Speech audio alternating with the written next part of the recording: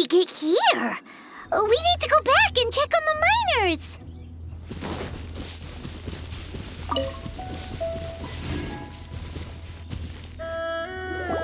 So there you are. My men and I found your clues and followed them straight here. We found Mao in a tent at the campsite unconscious. It seems he'll be okay. Sadly, we found no trace of the other three. Huh? Young Kun, what is... Nothing. Pay it no mind. Those 3 miners are over there, in that cave. Cave? What happened? They're exhausted, but not in danger. Don't worry. Right. Well, thank you, all of you. I better go and see how they're doing. So you're taking them back to Liyue Harbor? That's right. Can I come with you? No problem. You rescued my men. I'll be happy to assist all of you in any way I can. I'll be back soon. I need to assess their condition. Kunjun, we should be calling you Adalah. You're coming back to Liyue Harbor too, right? Not I. Merely this body. Once I'm gone, the true owner will accompany the miners back to Liyue. Kunjun hails from a family of famous artisans. He too will be famous in time. It would be a shame for someone of his talent to go missing. You always did have a great admiration for blacksmiths. Curious how swords and daggers are blind, yet their creators see so much. Perhaps empathy is mankind's proudest achievement after all. Adalah, I am no longer the Geo-Archon. I can sense it. Today I am just an ordinary citizen of Liyue. Even you met such a fate. Let's get the difficult part out of the way. I cannot guarantee that I won't be awoken a second time. No matter. If that day comes to pass, Liyue must prepare itself to face you. And how will Liyue fare without Rex Lapis? Even without a god above, this remains a nation of men. I was once their god. I ought to be here to witness their rise and fall. All life is shaped and then ground away by the endless flow of time. You were always the strongest among us. Yet, it would seem that even you have been eroded. That's unimportant. Fate is ordained by heaven.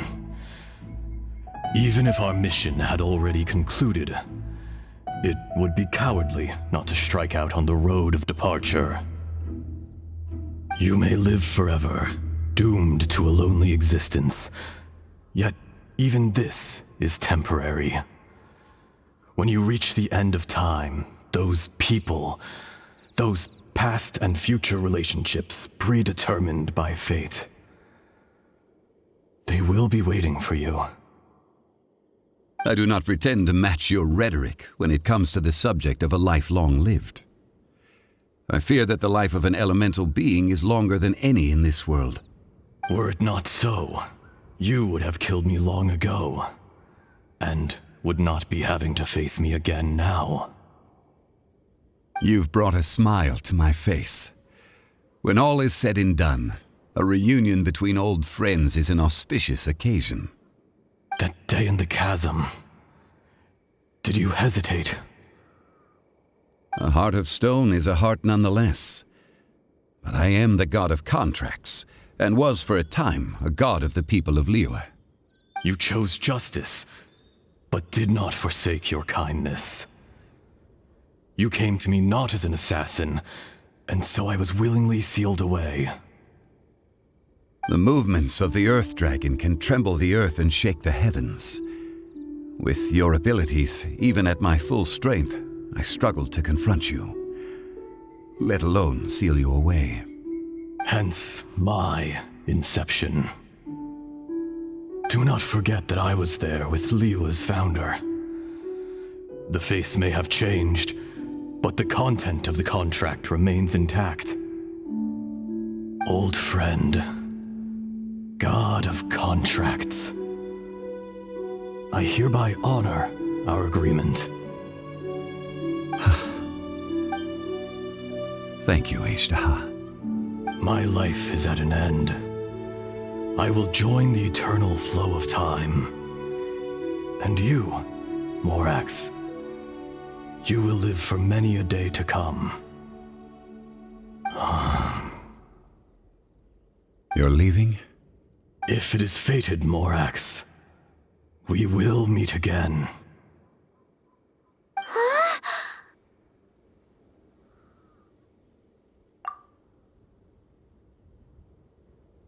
Yes.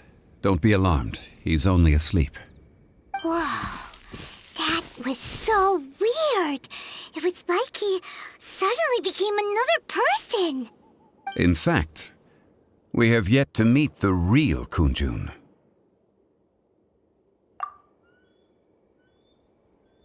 He was. Centuries may have passed since then, but events from 1,000 years ago remain crystal clear in my mind. In our last tale, Rex Lapis was walking alone in the mountains. He heard a remote voice, unlike any other, coming from a crack in the earth. Most of the ancient geo-life forms that live below Liyue are blind, having not seen the sunlight for an age.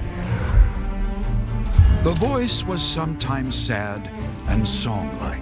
Other times it was loud and thunderous. The Lord of Geo searched here and there before finally unearthing a strange stone from the bedrock.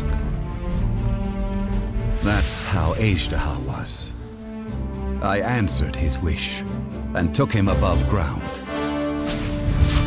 The Lord of Geo took pity on the rock spirit and carved it into a magnificent work of craftsmanship, a vivid representation of a dragon. I bestowed him with a pair of eyes to see the world and came to an agreement with him. With his fingers, he made 2 eyes. Quicker than words could tell, lightning flashed and thunder roared, and a living, breathing dragon soared into the clouds. I agreed to let him live among the people above ground, but if the day ever came when he brought ruin to order, he would once again be sealed in the dark. The dragon accompanied the Lord of Geo, fighting campaigns alongside him in the 4 corners of the world. We have a saying to eulogize these events. The crash of a spear brought billowing dust. The mountains and waters made way at the sound. The sight of a dragon bestowed with a touch the promise of rainwater blessing the ground.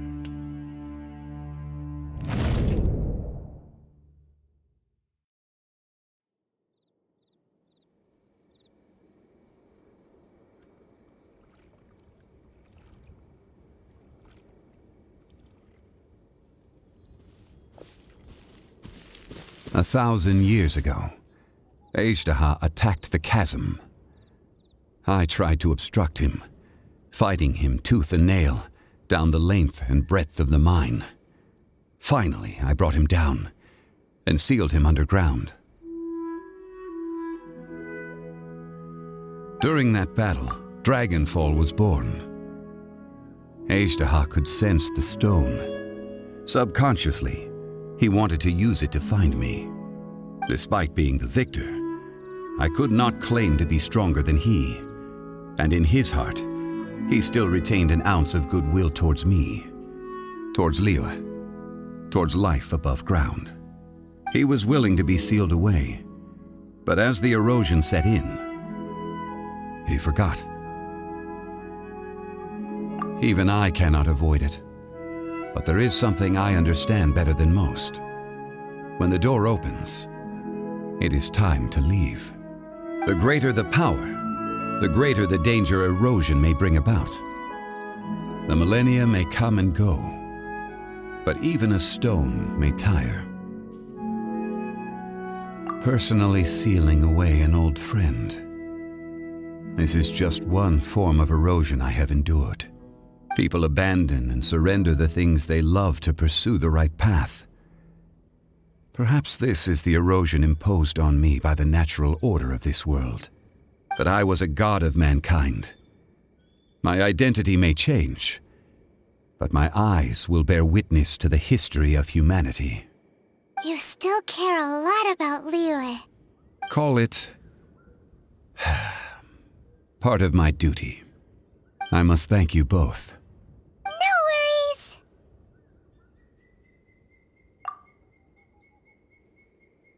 Oh? About what? Oh yeah, Paimon nearly forgot. So, not long ago, we met a guy called Dain. He told us about Khaenri'Ah and the punishment of the gods. That's when we realized that those events were connected to the person we're searching for. Zhongli, you're a god. You've lived through thousands of years of history. Surely you experienced the incident? I cannot say. Why? You can't even give us a thread of information? This is so important to us. I understand. But I must apologize. This is my contract. You mean another past grievance? Like the incident with Adalah? Too painful to talk about? It was signed before it all began. I have always honored the contract. And kept my silence. How can you be like that? You two are friends to me. I can assure it brings me no pleasure to disappoint you. But as the god of contracts, I cannot go back on my word. Would you be ready to find out? It appears your understanding of this world continues to grow. There are many events of ages past, many secrets that lie hidden. They have been eroded by time, forgotten by the people, abandoned. But you are capable of finding them and bringing them into the light. Those who come to witness will witness. Those who are born to remember will remember. If you take the same road as that person, there may be more difficulties ahead. But as long as you firmly believe that you are on the right path, everything has meaning.